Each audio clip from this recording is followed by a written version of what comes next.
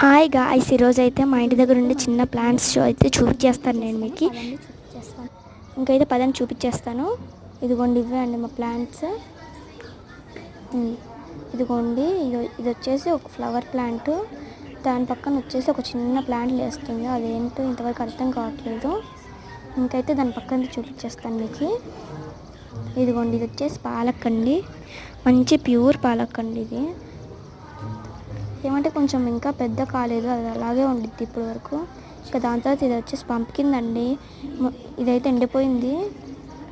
ముందు చింతకాయ కూడా నాటాము, అదైతే పోయింది. ఇదైతే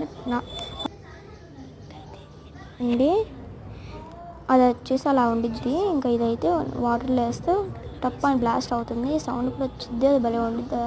అది ఇంకా పచ్చిగా కావాలి. ఇంకా అంతేనండి. ఓకేనా, బాయ్ గాయ్స్.